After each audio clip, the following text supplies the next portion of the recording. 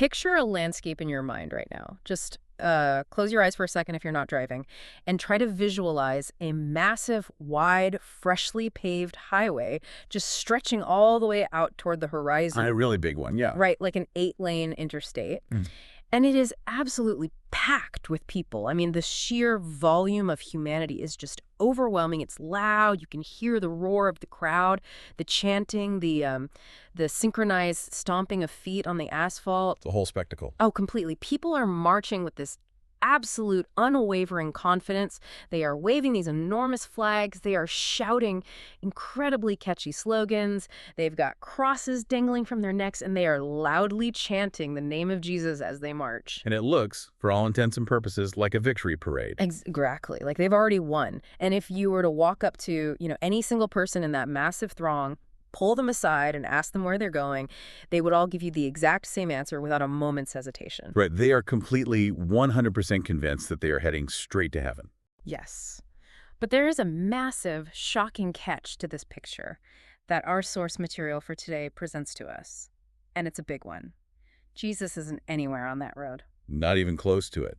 In fact, if you look closely at the visual the author paints for us, the entire spectacle of that highway, all the noise and the flags, it's actually a distraction from where the real movement is happening. Yeah, so if you look away from the noise, away from the spectacle and the shiny pavement of that giant highway, off to the side, mostly hidden in the shadows, there is a narrow, quiet, unpaved dirt path. It's easy to miss. Super easy to miss. It's winding downward. It goes away from the spotlight, descending into the valleys, into the places that most people intentionally cross the street to avoid. It leads toward the poor, toward the sick, the imprisoned, the stranger, the immigrant, the oppressed. And on that quiet dirt path walks Jesus. And the text describes his pace as slow, steady, unhurried. Unhurried, yeah. Completely unbothered by the deafening noise of the crowd up on the highway. He is walking away from us, toward the margins. Meanwhile, that massive crowd on the wide road is walking toward us, toward comfort, toward power, toward self-protection. Yet as they walk in the exact opposite direction, the crowd insists, we're following him. It is an incredibly striking and, frankly, disruptive visual metaphor to start with. It completely disorients the reader right out of the gate, which is exactly the point. Right. And it perfectly frames our mission for today's deep dives. It really does. So today we are exploring a profound and honestly deeply challenging text titled The Direction of Jesus, the way, the paradox, and the posers. Right. And the author's core argument here is that the very concept of following Jesus has fundamentally been misunderstood for centuries. Century. The premise is that it is not about the labels you wear. It is not about the beliefs you intellectually assent to. And it is certainly not about the creeds you recite on a Sunday morning. It is, above all else, about one singular metric, and that is direction.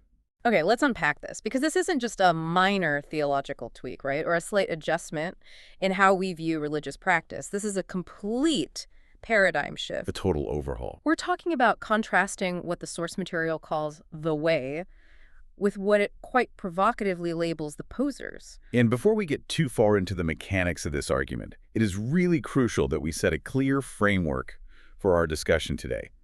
The source material we are examining touches on themes that are incredibly highly charged in our current cultural and political climate. Oh, very highly charged. The author explicitly addresses and deconstructs concepts like nationalism, wealth distribution, immigration policy, systemic oppression, you name it. Yes, and we want to make it crystal clear to you, the listener, right up front. We are here strictly as your impartial guides through this material. We are not taking sides today. Not at all. We are not endorsing any specific political or social viewpoint, whether that leans left-wing or right-wing. Our sole job today is to meticulously break down the arguments exactly as they are presented in this text. We want to help you fully understand the author's message and the philosophical architecture they're building, regardless of where you might personally land on any of these hot-button issues. Exactly. We're looking at the blueprint of the argument itself. The text is making a very specific structural argument about the nature of religion versus the kinetic nature of this way. And our goal is to trace that logic step by step so you can evaluate it for yourself. So let's go back to that opening scene, because it sets the foundation for everything the author builds upon later. You have this massive crowd walking toward the viewer, seeking comfort, seeking power, seeking safety, and chanting Jesus' name. Right. And you have Jesus on the narrow path, walking away from the viewer, heading slow and steady toward the margins. How does the author leverage this imagery to define what it actually means to follow? What's fascinating here is the text's razor-sharp distinction between the act of admiring and the act of following. The author points out something so linguistically simple, yet so easily overlooked in modern religious contexts. Jesus never actually said, "Admire me." Never said it. He never said, "Recite things about me." He never even said, "Claim my name." The singular command, repeated over and over in the historical accounts, was simply, "Follow me." And the text brings up this basic law of physics, really. It points out a physical impossibility. You cannot follow someone if you are walking in the opposite direction. It sounds almost childishly obvious when you say it out loud. It does. If someone says, follow me to the store, and they walk north, but you turn around and sprint south while yelling, I'm following you, you are going to look insane. Completely delusional. Yet the text applies this very basic physical reality to spiritual and moral lives. It is a devastatingly logical point. The author is suggesting that if following is fundamentally a directional action, a kinetic movement of the feet, then all the accessories of the crowd become completely irrelevant. The flags, the shirts, the slogans. All of it. The labels, Yeah. the deeply held theological beliefs, the ancient creeds, the catchy slogans on bumper stickers, the carefully curated tribal identity, none of that actually matters if the feet are moving the wrong way. The wrong way, yeah. The text systematically reduces the entire metric of faithfulness down to a singular variable, which is direction. Are you moving toward the things he moved toward, or are you moving away from them? I want you to really think about that for a second. Think about how our modern culture operates, not just in religion, but across the board. We equate identity labels with actual behavior all the time. Oh, constantly. We put a label in our social media bio, we wear a certain brand, we join a specific group, we post a black square or a flag on our feed, and we feel like we have done something. Like the box is checked. Right. We feel like we have aligned ourselves with a cause just by claiming the title or holding the correct intellectual stance. But this text is stripping all of that away. It's arguing that there is a universe of difference between claiming a title and actually walking the path. It's the difference between static identity and kinetic action. The crowd on the wide road has the static identity perfected. They have the uniforms, the chants, the stated beliefs. They have the intellectual assent down to a science. But their feet. Exactly. Their kinetic action, their physical, moral, and economic direction is pointed towards self-preservation, comfort, and power. And the text argues that Jesus' direction is always, without exception, pointed outward and downward toward the marginalized and the broken. Which naturally leads us to ask, what does that road actually look like? Yeah. What is the terrain of these two paths? The author goes into incredible detail about the baggage of the wide road versus the lightness of the narrow way. The luggage. Yeah. Right. The wide road is defined as being wide for a very specific reason. It's not wide just to accommodate a lot of people. It's wide because you can carry so much heavy, destructive stuff on it. The author provides a very specific and quite challenging inventory of this baggage. To walk the wide road, a text argues, you can carry your pride, you can carry nationalism, you can carry your wealth, your resentment, your deep-seated desire for domination. You can just drag it all with you. You can carry religious performance, self-righteousness, and perhaps most damningly, according to the text, an absolute indifference to the suffering of others.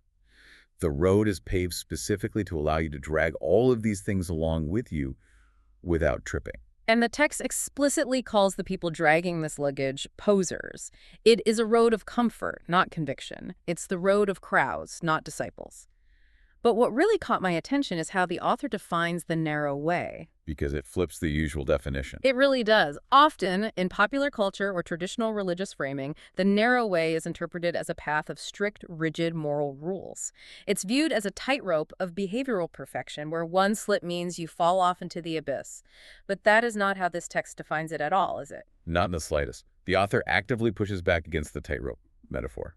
The narrow way isn't narrow because the rules are impossibly tedious or because God is micromanaging your every move.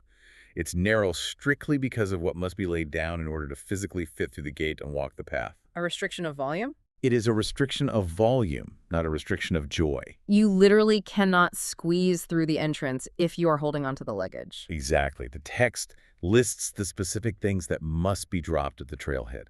Superiority, vengeance, greed, the fear of the other, the need to win, the need to dominate. You cannot fit through the gate if your arms are full of these things. And crucially, it highlights one specific piece of baggage that I found particularly fascinating, which is the need to be right. Okay, here's where it gets really interesting. That phrasing completely caught me off guard. The idea that the need to be right is actually considered heavy, destructive baggage. It's a tough pill to swallow. It is. Yeah. I mean, we live in a world that is entirely architected around the need to be right. Yeah. Our political discourse, our social media arguments, our legal systems, even our academic institutions, everything is fundamentally about proving the other guy wrong and establishing our own intellectual or moral supremacy. How does the author justify calling that a burden? Well, if we connect this to the bigger picture, think about the immense psychological weight of the wide road's baggage. Carrying around the need to dominate every conversation, the constant simmering resentment toward those who disagree with you, the desperate, white-knuckled grip on wealth or nationalistic pride.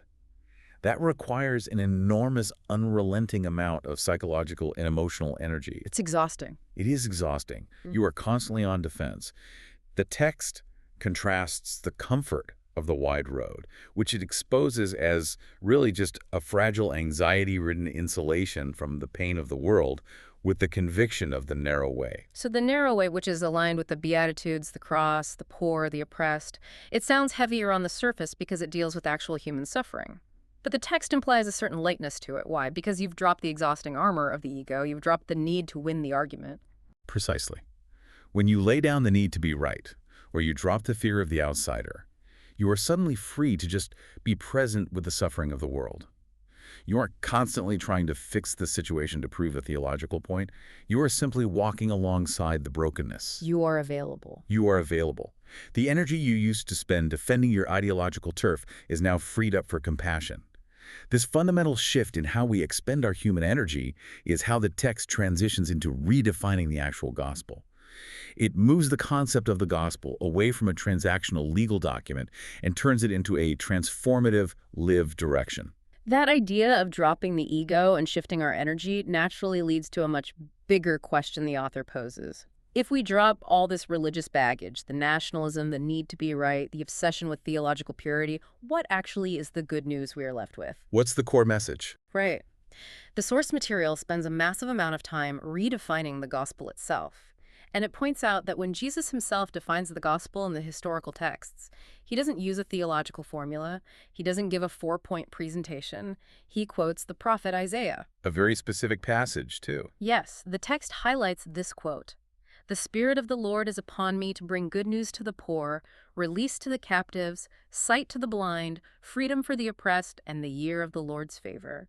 The author focuses heavily on what is notably absent from that definition. The text emphasizes what the gospel is not. It is not a cosmic transaction. It is not an intellectual formula that you agreed to in order to secure a ticket to the afterlife. Sign on the dotted line. Exactly. It is explicitly not a simple pray this prayer and go to heaven after you die mechanism, which is how much of modern Western religion has framed it. The text defines the gospel with brutal, grounded simplicity. The gospel is good news for people who desperately need good news right now in the physical world. The author uses this incredibly rhythmic, almost pounding repetition to drive the point home. It reads like a manifesto. The text says, if your gospel is not good news to the poor, it is not the gospel of Jesus. If your gospel is not liberation for the oppressed, it is not the gospel of Jesus. If your gospel is not healing for the broken or justice for the crushed, it is not the gospel of Jesus. That repetition serves as a harsh diagnostic tool for the reader. It demands that you measure your personal understanding of the good news against the lived reality of the most marginalized people in society. It's a reality check. A major one. The author is posing a hypothetical. If your version of the good news only secures your own personal afterlife while leaving the oppressed in their chains today, while leaving the poor to starve today, while leaving the marginalized crushed under systemic weight today, then the text argues it is a counterfeit gospel. Wow. It is a gospel of the wide road designed specifically to codify the comfort of the privileged. There is this incredibly powerful thematic quote in the text that summarizes this dynamic perfectly. It says, "The wide road preaches a gospel that comforts the comfortable. The narrow way preaches a gospel that comforts the afflicted and afflicts the comfortable." That phrase, afflicts the comfortable, is the crux of the text's argument regarding transformation. I'd ask you, the listener, to pause and really consider this dynamic in your own life and in our broader society. How often is the messaging we hear, whether it comes from religious institutions, political leaders, or even secular self-help gurus, designed merely to comfort the comfortable? Almost all the time. Right. How often is the messaging perfectly tailored to validate the status quo, to tell people who already possess power, wealth, and security that they are doing just fine, that they are favored, that they deserve what they have? It's a constant stream of validation. You're on the right track, keep accumulating, keep protecting your borders, keep defending your truth. Exactly. But the text argues that the true direction of Jesus actively and intentionally disrupts that comfort. It is supposed to agitate. It is supposed to make the comfortable feel profound unease because it demands that they look away from their own reflections and look at the margins. It demands that they recognize how their comfort might actually be predicated on someone else's affliction. It demands that you look at the people you've been walking away from on that wide highway. Which brings up a fascinating historical and sociological mystery that the author tries to solve. How did we get from that radical, kinetic, disruptive movement that afflicts the comfortable to a religion that so often feels static, comfortable, and aligned with power? How did the road get so wide? Exactly. How did the narrow dirt path turn into the freshly paved 8-lane highway? The text addresses this in a chapter it calls the creedal shift. And I have to say, this might be the most profound historical critique in the entire source material. It is certainly the most structurally analytical part of the book. The author starts by pointing out a very specific historical reality. The earliest followers of Jesus did not call themselves Christians initially. They were quite literally called people of the way. The capital W way. It was a directional noun. Precisely. Their entire identity was not based on a set of abstract philosophical beliefs or a systematic theology. It was defined by a physical direction of life. They shared their possessions, they cared for the widows, they fed the poor. It was kinetic. It was action. But over time, the text argues, a massive transformation occurred. The movement shifted from being a path you walk to being a proposition you agree with. And the author pins a significant portion of the blame for this shift on the development of formal creeds, specifically focusing on the Apostles' Creed. Now, I want to clarify something here, because the author is very careful, and we need to be careful as well to represent this argument accurately. The text is not saying that the Apostles' Creed is some evil, malicious document. It calls the creed ancient, simple, and sincere. It acknowledges its historical importance. But the text's central critique is that the creed is fundamentally and dangerously incomplete. Right. Let's look at the mechanics of the creed as the author breaks it down. The creed affirms a list of biographical and supernatural facts. It states that Jesus was conceived by the Holy Spirit, born of the Virgin Mary, suffered under Pontius Pilate, was crucified, died, and was buried. He descended to the dead. On the third day he rose again. He ascended into heaven. He is seated at the right hand of the Father, and he will come to judge the living and the dead. Okay, so that sounds like a pretty comprehensive summary of the story, right? But the author points out a massive gaping hole in the middle of that timeline. A literal omission of his life. Yes. It skips entirely from born of the Virgin Mary straight to suffered under Pontius Pilate. It takes the entire lived life of Jesus, 3 decades of existence, and specifically his years of active teaching, healing, and demonstrating the way, and reduces it to a comma. It entirely omits the teachings of Jesus. The author provides a staggering list of exactly what the creed leaves out. It's almost shocking when you view it through this lens. The creed leaves out the Sermon on the Mount entirely. It leaves out the Beatitudes. It omits the radical call to love your enemies and turn the other cheek. It leaves out the intense, repeated warnings about the spiritual dangers of wealth and hoarding. It says nothing about the liberation of the oppressed. It ignores the mandate to care for the immigrant and the stranger. It leaves out the story of the Good Samaritan, the sorting of the sheep and the goats, the warnings against religious hypocrisy. It leaves out the narrow way itself. It leaves out the entire concept of building the beloved community or bringing heaven to earth here and now.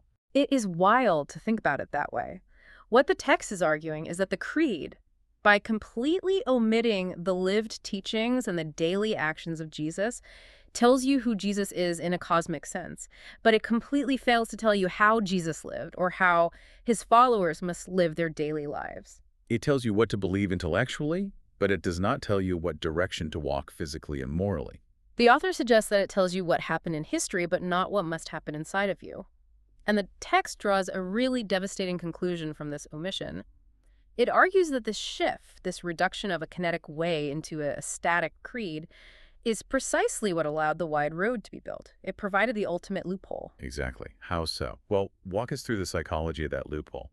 The author argues that it enabled the creation of the poser. Because if the metric of belonging is no longer, are you walking toward the margins, feeding the poor, and loving your enemies, but rather, do you intellectually agree with this list of biographical facts, then the demands of the religion change entirely. You can just check out morally. You can perfectly recite the Apostles' Creed every single Sunday. You can have flawless orthodox theology regarding the virgin birth, the incarnation, and the resurrection. You can defend the creed in fierce academic debates. But because the creed demands no specific kinetic action toward the marginalized, you can recite it flawlessly while walking in the exact opposite direction of Jesus' actual life. It's a jarring thought. You can recite the creed while hoarding wealth.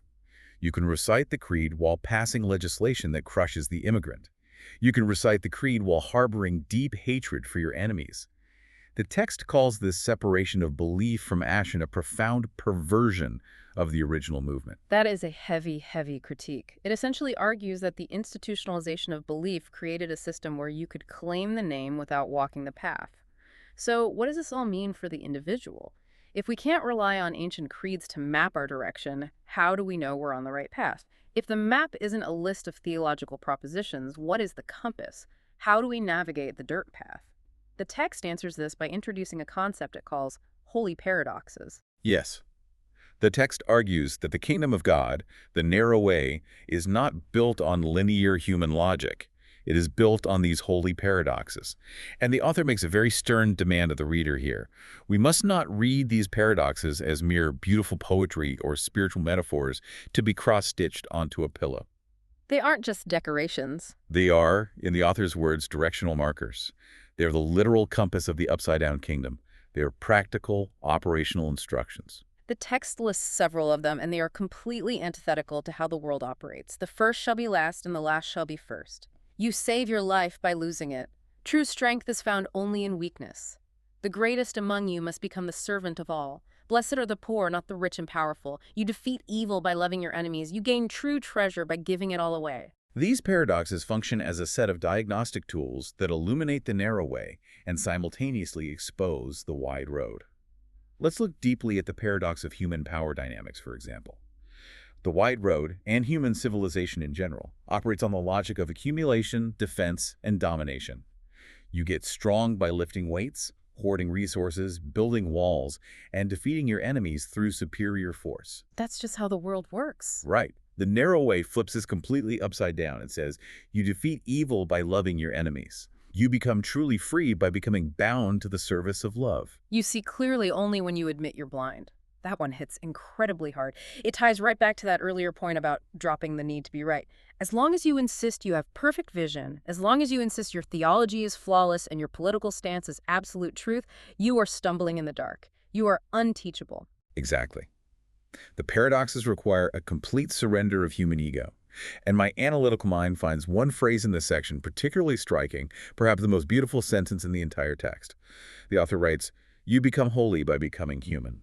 Oh man, that is such a sharp, almost aggressive contrast to the religious performance of the wide road. It is a profound philosophical inversion. Think about how the wide road, the road of the posers, often defines holiness. It defines holiness as separation. You become holy by being less human, by suppressing your humanity, by avoiding messy people, by isolating yourself in a bubble of moral purity, by not drinking, not swearing, not associating with the wrong crowd. Holiness is seen as an upward escape from the dirt of the earth. A sort of sanitized elevation above the riffraff. Right. But the text argues the exact opposite. Because the Jesus of this text walked downward into the dirt toward the messy, the broken, the bleeding, and the marginalized. True holiness is found in deeply embracing our shared fragile humanity. You don't transcend humanity to find God. You find God by diving deeply into the human experience, especially the experience of those who are suffering. Holiness isn't cleanliness, it's proximity to pain. Which brings us perfectly to the most practical, flesh and blood examples the text provides. The author doesn't just leave us in the realm of high-level philosophical paradoxes. They bring it right down to the bed of the road. We move into a section focusing on the outsider as exemplar, examining specifically the immigrant and the Good Samaritan. And the text does not pull any punches here. It really doesn't. It wades right into the most controversial topics of our day and declares flat out, the immigrant is not a political issue. The immigrant is Jesus in disguise. That statement is derived directly from the biblical verse in Matthew 25, where Jesus says, "I was a stranger and you welcomed me." Again, maintaining our impartial stance as analysts of this text, we must note how radically this reframes modern political and religious discourse. Completely frames it. The text insists that how a person or a society treats the immigrant, the refugee, or the asylum seeker is not merely a matter of border policy, national security, or economic strategy. It is a direct spiritual metric of whether or not they are walking in the direction of Jesus. The author argues you cannot claim to follow Jesus while endorsing policies that crush the stranger, because the stranger is the one you claim to follow. It's the ultimate test of kinetic direction. Are your feet moving to welcome the stranger, or are you building a wall to keep them out? And to illustrate this historical tension between right belief and right action, the text breaks down the famous parable of the Good Samaritan. Now, we've all heard the phrase Good Samaritan a million times.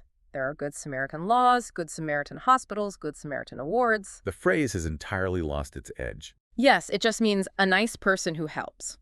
But the text reminds us how deeply shocking, almost offensive, this story was to the original, highly religious crowd that heard it. We really need to unpack the historical context the author provides here to feel the weight of this story. Let's look at the cast of characters. A man is beaten, robbed, and left half dead on the side of a dangerous road. A priest walks by. A Levite walks by. Now, who are these people in the context of the author's argument? These are the religious elites. These are the insiders. They're the ones with the credentials. These are the people who have the ancient equivalent of the creed memorized perfectly. They have the right labels, the right tribal identity, the right orthodox theology.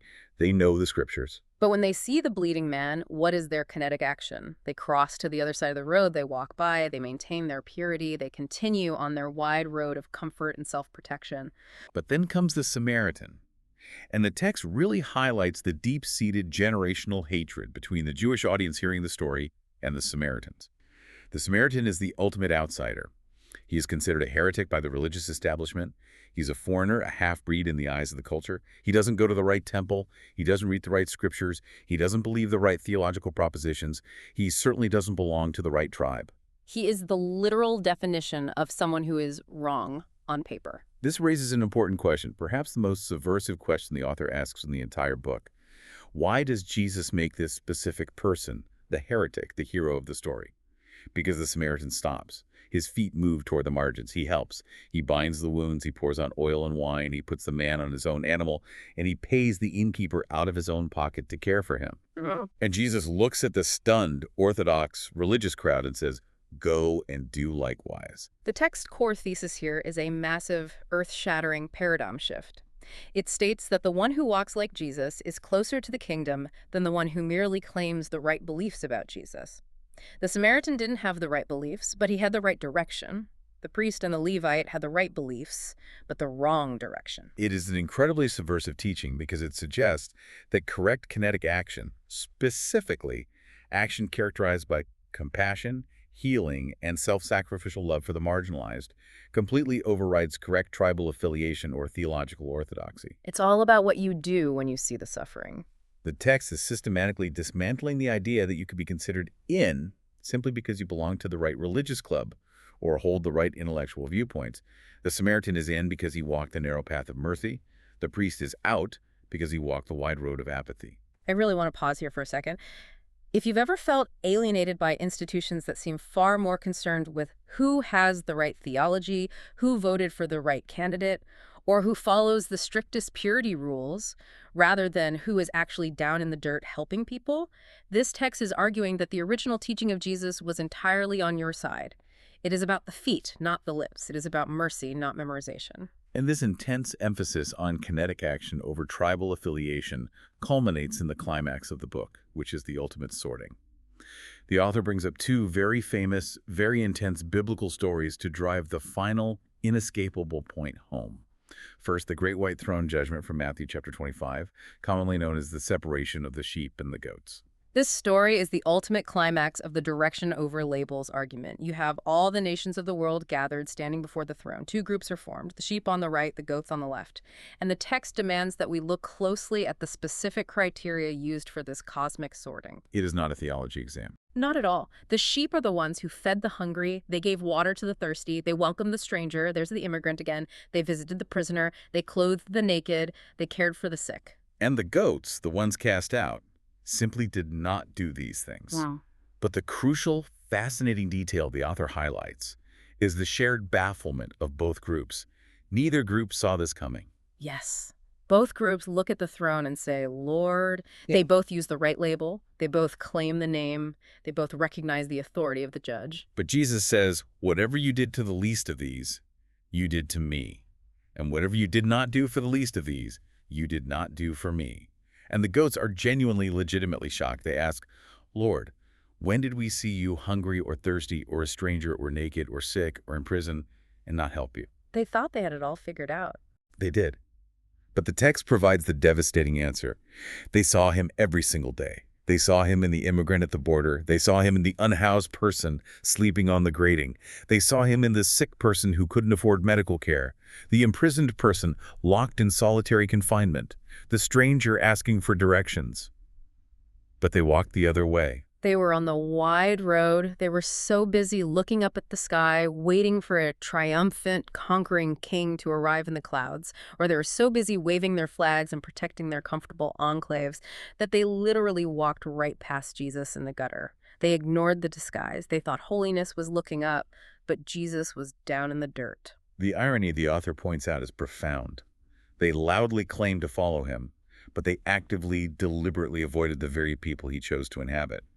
And the sheep, on the other hand, are equally surprised. They say, when did we see you? They didn't know they were serving the Lord of the universe. They just saw a hungry person and fed them. They saw a stranger and welcomed them. Their feet just moved that way naturally. Their kinetic direction was naturally aligned with the narrow way, driven by raw human compassion, even without the explicit theological knowledge or the expectation of a cosmic reward.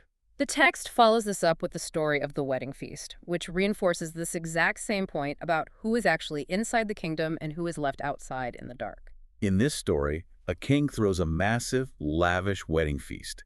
The originally invited guests, the insiders, the people with the right pedigree, the religious elites, the ones we might call the posers from the wide road, they refuse to come. They make excuses. They're too busy with their farms, their businesses, their wealth, and their own comfort. So the king does something radically disruptive. He tells his servants to go out into the streets, the alleys, the highways, and the byways. He throws the doors wide open. He invites the poor, the crippled, the blind, the lame, the outcasts, the strangers, the good and the bad alike.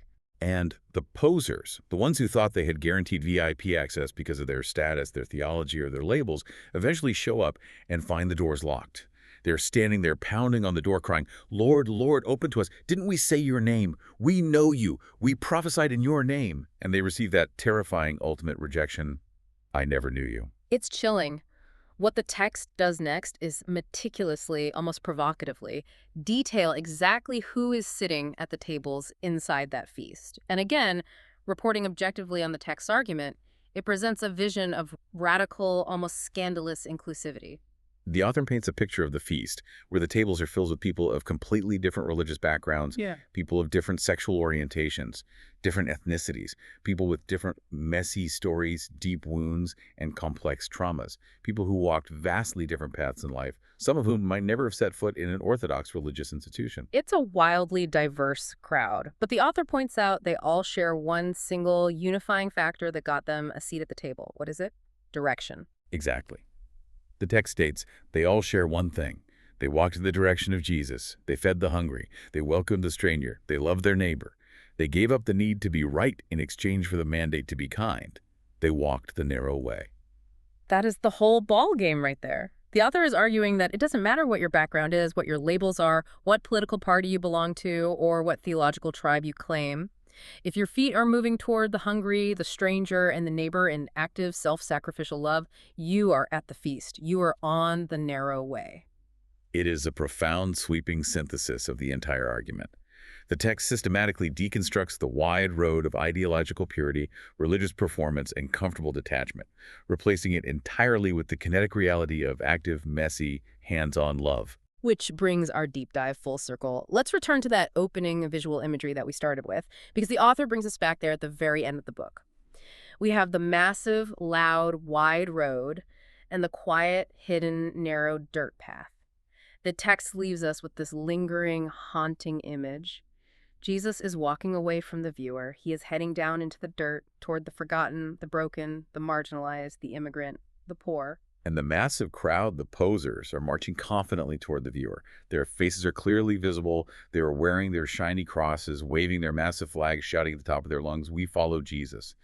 They have all the right aesthetics, but they are moving in the exact opposite direction of his actual life. It's a tragic image, but the text doesn't end on a note of pure despair or condemnation, does it? Jesus isn't just walking away in disgust, leaving humanity to its own devices. He turns. Yes. The text explicitly notes that Jesus stops on the dirt path and turns around.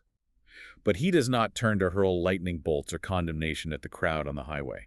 He turns to issue an invitation. The original singular invitation that started the whole movement. Follow me.